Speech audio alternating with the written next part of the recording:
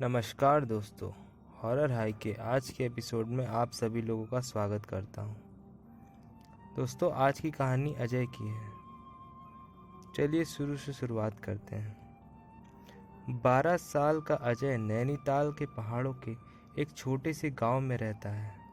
वो रोज़ अपनी बकरियों को घास चराने के लिए अपने गांव के ऊपर के पहाड़ों तक जाता है। और ऐसे ही रोज़ की तरह वो एक दिन अपनी दादी के साथ बकरियों को घास चराने के लिए गया था।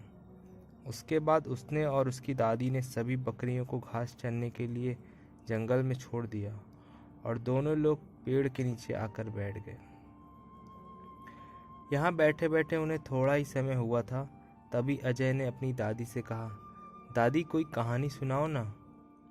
अजय की दादी ने कहा, नहीं बेटा, अभी मैं थक गई हूँ, थोड़ा आराम कर लो, उसके बाद सुनाऊंगी।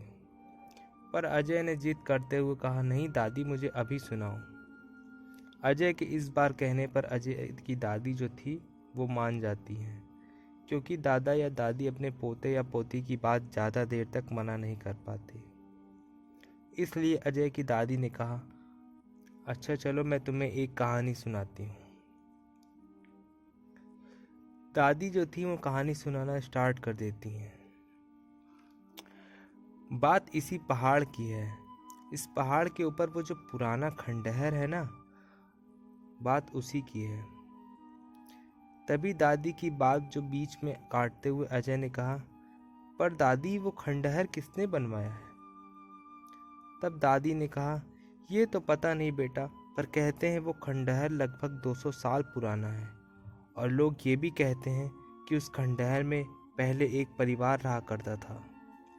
पर एक दिन पता नहीं कैसे उनके घर में आग लग गई और उस घर के सब लोग जलकर मर गए। तभी अजय ने अपनी दादी को फिर से टोका और कहा, पर दादी उस घर में आग कैसे लगी थी? फिर अजय की दादी ने कहा, अरे बताती हूँ, तो मुझे बोलने ही कहाँ देता है। फिर अजय ने कहा, चलो ठीक है दादी, अब मैं कुछ नहीं बोलूँगा। दादी ने भी हल्का सा मुस्कुराया और कहा, बेटा ये भी मुझे नहीं पता, पर कुछ लोग कहते हैं कि किसी ने उस रात में घर में आग लगा दी थी और दरवाज़ा बाहर से बंद कर दिया ताकि कोई वहाँ से बाहर ना निकल पाए। और फिर उस घटना के बाद कई लोगों ने उस खंडहर के पास एकदम जले हुए लोगों को घूमते हुए देखा है और उनको देखकर ऐसा लग रहा था जैसे उनके शरीर में आग जल रही हो।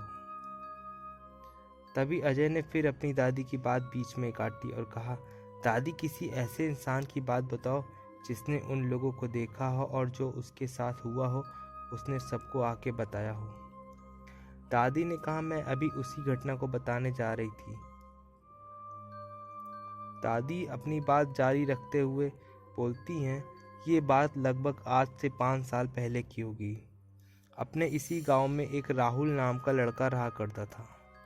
उस समय राहुल की उम्र लगभग 18 साल रही होगी और वो इसी तरह पहाड़ में रोज अपनी बकरियां चराने के लिए आया करता था। ऐसे ही एक दिन रोज की तरह वो अपनी बकरियों को चराने के बाद जब उन्हें घर वापस ले जाने के लिए ढूंढ रहा था तो उसकी 3 बकरियां छोड़कर सारी बकरियां मिल गई। पर उसे उसकी वो 3 बकरियां कहीं दिख नहीं रही थी। पर वो लगातार अपनी बकरियों को ढूंढते हुए पहाड़ के ऊपर की तरफ चले जा रहा था। तभी उसे उसकी एक बकरी दिख जाती है। उसके बाद वो तुरंत भागता हुआ अपनी उस बकरी के पास जाता है और वो अपनी बकरी उसको डंडे से मारकर नीचे की तरफ भगा देता है। उसके बाद वो सोचता है कि उसकी एक बकरी यहाँ है तो इसका मतलब यही होगा कि बाकी की 2 बकरियां भी यहीं होंगी। फिर और ऊपर की तरफ वो जाकर और अपनी बकरियों को इधर उधर जाकर ढूंढता है। पर जब उसकी 2 बकरियां कहीं नहीं दिखती तो वो सीधा ऊपर की तरफ जाने लगता है। वो ऊपर की तरफ जा तो रहा था पर उसे थोड़ा डर भी लग रहा था, क्योंकि उस खंडहर के बारे में पूरे गांव को पता था कि वो खंडहर कितना भयानक है।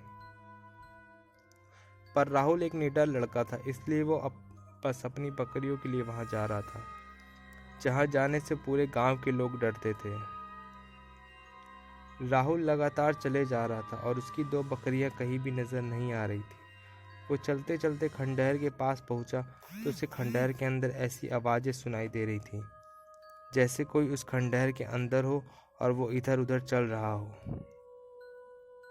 राहुल वही एक जगह पर खड़े होकर वो सारी आवाज़ें बड़ी ध्यान से सुन रहा था और यही सोच रहा था कि इस पहाड़ की तरफ तो कोई आता नहीं है, तो ये आवाज़ किसकी है। आवाज़ सुनकर राहुल थोड़ा डर तो गया था, पर वो वहाँ से भागा नहीं। कोई उसे ये भी लग रहा था कि शायद उसके अंदर ही उसकी बकरियां हों, उस खंडहर के अंदर, क्योंकि वो आवाज़ जो है अंदर से आ रही थी। वहीं पर खड़े खड़े यही सब सोच रहा था, तभी उसे खंडहर के अंदर से एक बकरी बाहर निकल कर आती है।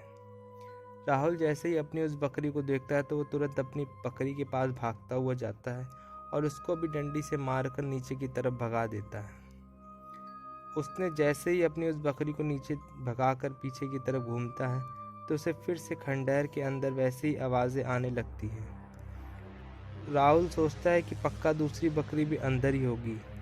ये सोचकर वो खंडहर के अंदर जाता है और खंडहर के अंदर उसका खून जो था ना, वो बर्फ़ सा ठंडा हो जाता है, क्योंकि उसने देखा खंडहर के अंदर एक पूरी जली हुई औरत खड़ी थी, जिसकी बॉडी एकदम से जैसे लाल लाल हो जाती है जलने के बाद, जैसे रोस्टेड चिकन हो जाता है उसी टाइप से।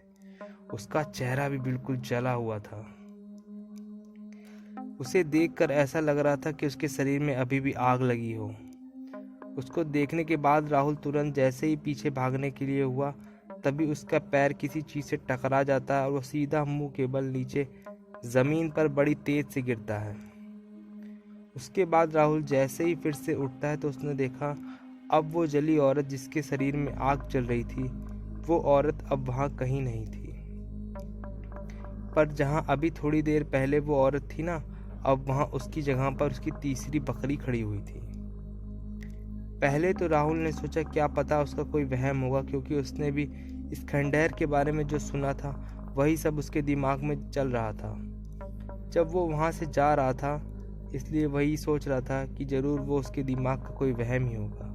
पर अभी भी उसे खंडहर में जाने की हिम्मत नहीं हो रही थी, इसलिए वो जहाँ पर खड़ा था वहीं से अपनी बकरी को आवाज़ देकर बुलाने लगा। पर हैरानी की बात तो ये थी कि उस खंडहर के अंदर ना तो कोई घास थी और ना कोई झड़ी। फिर भी वो बकरी अंदर खंडहर के एक ऐसे स्थान पर खड़ी थी जहाँ पर जैसे लग रहा था कि किसी ने एक जगह पर जमा दिया हो। काफ़ी देर तक राहुल ने अपनी बकरी को वही आवाज़ लगाई, पर शायद उसकी आवाज़ उसकी बकरी तक नहीं पहुँच पा रही थी। पर ये कैसे हो सकता है कि उसकी आवाज़ उसकी बकरी तक ना जा रही हो, क्योंकि राहुल अपनी बकरी से मुश्किल से 4 मीटर की दूरी पर ही होगा। उसके बाद राहुल ने फिर थोड़ी हिम्मत करी और भगवान का नाम लेकर खंडहर के अंदर जाने लगा। वो जैसे जैसे खंडहर के अंदर जा रहा था वैसे वैसे उसके दिल की धड़कन बढ़ती जा रही थी। उसके बाद राहुल जैसे ही अपनी बकरी के पास पहुंचा तो वो अपनी बकरी को डंडी से मारकर खंडहर से बाहर भगाने लगा। पर पता नहीं उस समय उसकी बकरी को क्या हो गया था कि उसके बार बार डंडी मारने पर भी वो बकरी अपनी जगह से नहीं हिल रही थी। पर राहुल ने तभी भी हार नहीं मानी। उसके बाद राहुल ने अपनी डंडी नीचे रखी और अपने दोनों हाथों से बकरी को धक्का देकर ले जाने की कोशिश करी, पर उसने अपनी पूरी जान लगा दी, पर फिर भी वो बकरी अपनी जगह से हिल नहीं पा रही थी। राहुल अपनी बकरी को धक्का दे ही रहा था, तभी उसे पीछे से किसी के चलने की आवाज़ सुनाई देने लगी। आवाज़ सुनकर राहुल एक झटके में पीछे मुड़ा तो उसकी आंखें फटी की फटी रह गई। उसके अंदर एक डर का बवंडर सा बनने लगा, क्योंकि उसने देखा कि उसके एकदम पीछे एक पूरा जला हुआ आदमी खड़ा था और उस आदमी के शरीर में आग जल रही थी। राहुल ने जैसे ही उस आदमी को देखा वो तुरंत अपनी बकरी को वहीं छोड़कर खंडहर से बाहर की तरफ भागने लगा। तभी राहुल भागते भागते एक जगह जाकर रुक जाता है, क्योंकि उसने देखा खंडहर के गेट के पास वो जली हुई औरत खड़ी थी और उसे यहाँ आते ही दिखी थी, जो स्टार्टिंग में ही दिखी थी, और उस समय भी उस औरत के शरीर में आग जल रही थी। उसके बाद वो औरत उस आदमी राहुल की ओर बढ़ने लगे। अजय की दादी अजय को यही कहानी सुना रही थी। तभी एकदम से वहाँ बड़ी तेज बारिश होने लगती है। तभी अजय की दादी अजय से बोलती है, अजय जल्दी जल्दी सारी बकरियों को ढूंढो और उन्हें जल्दी से लेकर घर चलो। फिर अजय ने कहा, पर दादी कहानी? तब दादी बोलती, बेटा पहले सारी बकरियों को घर ले चलो, उसके बाद मैं कहानी सुना दूंगी। उसके बाद अजय और अजय की दादी सारी बकरियों को ढूंढकर घर ले जाते हैं। और फिर शाम को जब अजय के घर के सभी लोग खाना खा पी कर सोने को गए, तभी अजय तुरंत अपनी दादी के पास गए और बोली, दादी बाकी की कहानी। फिर दादी मुस्कुराती हैं और बोलती हैं कि अच्छा ठीक है, मैं आगे की कहानी सुनाती हूँ। दादी बोलती हैं, उस जली हुई औरत और उस जले हुए आदमी को अपनी ओर बढ़ते देखकर राहुल के दिल की धड़कन अपनी दुगनी रफ्तार से तेज हो गई थी। और इसके बाद वो जली हुई औरत और वो जला हुआ आदमी राहुल के एकदम पास आकर रुक गए।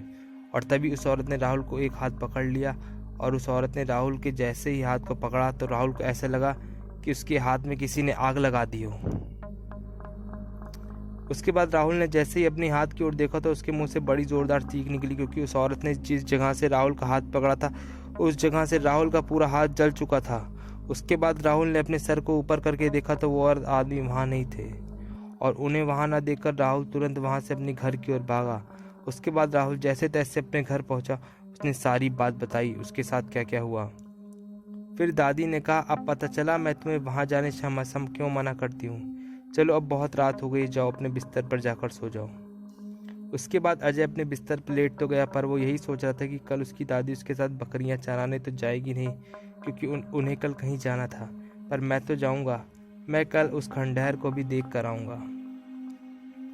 ये सोचते सोचते अजय जो है वो सोने की कोशिश करता है। उसके बाद अजय सो जाता है और अगले दिन सुबह उठते ही अजय सबसे पहले फ्रेश होकर नाश्ता वास्ता करने के बाद सीधा अपनी बकरियों को खेलने के बाद अपने घर में बताता है कि बकरियां चराने जा रहा है। उसके बाद वो जाता है, उसकी दादी पीछे से आवाज़ लगाती है, अजय सुनो ज़रा। अपनी दादी की आवाज़ सुनकर अजय पीछे मुड़ा और बोला, हाँ दादी बोलिए। फिर अजय की दादी ने कहा, अजय पहाड़ के ज़्यादा ऊपर की तरफ मत जाना, जहाँ हम रोज़ बकरियाँ चराते हैं, बस वहीं अपनी बकरियाँ चराना, ठीक है बेटा। उसके बाद अजय ने कहा, हाँ दादी मुझे पता है। इतना बोलकर अजय मन ही मन सोचता है, आज तो मैं उस खंडहर को देखकर ज़रूर आऊँगा, कौन सा दादी को पता चल ही जाएगा। उसके बाद अजय जैसे ही घर से बाहर जाने को तैयार हुआ तभी अजय की मम्मी ने आवाज़ दी और कहा, अजय तू अकेले संभाल तो लेगा सारी बकरियों को। अजय ने बोला, हाँ मम्मी मैं बड़ा हो गया हूँ, दादी से पूछ लो, अब मैं रोज़ ही बकरियाँ चराता हूँ। ये सब कहने के बाद अजय घर से बकरियां लेकर निकल जाता है और उसके बाद थोड़ी देर में अजय वहां पहुंच जाता है जहां उसकी दादी रोज बकरियां चराते थे। वहां पहुंचकर अजय अपनी बकरी को वहीं चरने के लिए छोड़कर पहाड़ के ऊपर की तरफ जाने लगता है जहां वो खंडहर है। और चलते चलते थोड़ी देर में अजय पहाड़ के इतना ऊपर की तरफ आ गया था जहाँ से वो खंडहर अजय को दिखने लगा था। अजय उस खंडहर को देखकर बोलता है, अरे दादी सच ही कहती थी, ये तो खंडहर देखने में ही बड़ा भयानक है। पहले तो अजय दूर से ही खड़े होकर उस खंडहर को देख रहा था और काफ़ी देर तक दूर से ही खंडहर को देखने बाद अजय ने कहा, चलो एक बार इस खंडहर के अंदर घुसकर देखता हूँ। इतना बोलकर अजय उस खंडहर की तरफ जाने लगता है। वो खंडहर देखने में बड़ा ही पुराना और बड़ा ही भयानक लग रहा था और देखने में ये भी लग रहा था कि कोई इस तरफ सालों से नहीं आया हो। कहते हैं बच्चों को जो चीज़ें मना करी जाती हैं बच्चे सबसे पहले वही चीज़ें करते हैं। ऐसा ही कुछ अजय ने किया। अजय की दादी भी अजय को हमेशा इस तरफ आने से मना करती थी, पर अजय को न जाने ऐसा क्या देखने का मन कर रहा था उस खंडहर में जो वो अकेले ही उस खंडहर की तरफ जा रहा था। पर उसके बाद अजय ने जैसे ही खंडहर के पास पहुंचा तभी अचानक उस खंडहर के गेट के पास एक कुत्ता आ गया और वो अजय को देखकर बड़ी तेज तेज से भौंकने लगा। पहले तो अजय को देखकर काफ़ी डर गया, पर अजय रोज इस जंगल में आता था और उसकी दादी भी उस जानवर से बचना सिखा दिया था और ये भी सिखा दिया था कि जानवरों को कैसे भगाते हैं। उसके बाद अजय ने हाथ में एक डंडा लिया हुआ था। उस डंडे को हवा में दिखाते हुए थोड़ी देर में वो कुत्ता वहाँ से चला जाता है और उस कुत्ते के भागते ही अजय फिर खंडहर के पास जाता है। काश अजय उस कुत्ते के आने की वजह से वापस नीचे की तरफ चला जाता और खंडहर के अंदर नहीं जाता। उसके बाद अजय खंडहर के अंदर पहुंचकर खंडहर के हर कमरे में घूमने लगता है और पूरे खंडहर में घूमने के बाद अजय जैसे ही बाहर आने के लिए निकलता है तभी उसने जो देखा वो देखकर अजय डर से पूरी तरह कांपने लगा, क्योंकि उसने देखा उसके सामने पूरी जली हुई वही औरत खड़ी थी जो दादी की कहानी में थी। उसके शरीर में आग जल रही थी। अजय उस औरत को देखकर एक जगह पर खड़े खड़े डर रहा था। तभी वो जली हुई औरत धीरे धीरे अजय की तरफ आने लगी। जैसे जैसे वो औरत आगे आ रही थी वैसे वैसे अजय पीछे की तरफ होते जा रहा था पीछे होते होते अजय पीछे दीवार से चिपक जाता है और उसके बाद वो जली औरत अजय के एकदम पास आकर खड़ी हो जाती है। वो अपना हाथ अजय की ओर ला ही रही थी, तभी उस औरत का हाथ कोई पकड़ लेता है। अजय जैसे ही देखता है कि किसी ने उसे औरत का हाथ पकड़ा है तो उसने देखा एक छोटा सा लड़का, और वो भी पूरी तरह जला हुआ है। उसके शरीर में आग जल रही थी। उसने ही उस औरत का हाथ पकड़ा हुआ था। उसे देखकर ऐसा लग रहा था जैसे वो बच्चा अजय को बचाना चाह रहा हो। उसके थोड़ी ही देर बाद वो बच्चा और औरत वहाँ से गायब हो गए। उसके बाद अजय तुरंत उस खंडहर से निकलकर भाग गया और उस घटना के बाद अजय फिर कभी खंडहर की तरफ नहीं गया। ये घटना मुझे अजय ने बताई है खुद, और ये घटना आप लोगों को कैसी लगी कमेंट करके ज़रूर बताइए। दोस्तों, आप लोगों ने अगर यहाँ तक मेरी कहानी सुनी है तो मैं एक बात बताना चाहता हूँ, मेरी तबीयत बहुत ज़्यादा ख़राब चल रही थी, जिसके कारण मैं उतने उस तरह से वीडियो नहीं बना पा रहा हूँ। मैं अभी भी हॉस्पिटल में ही हूँ और एक कोना देखकर मैं आप लोग के लिए कहानी रिकॉर्ड कर रहा हूँ। इसके लिए मैं माफ़ी चाहूँगा। अगर मेरी कहानी आप लोगों को अच्छी लगी हो तो चैनल को सब्सक्राइब करिएगा और वीडियो को लाइक और शेयर करिएगा। चलिए मिलते हैं कल एक नई कहानी के साथ। तब तक के लिए आप सभी का दिन शुभ हो।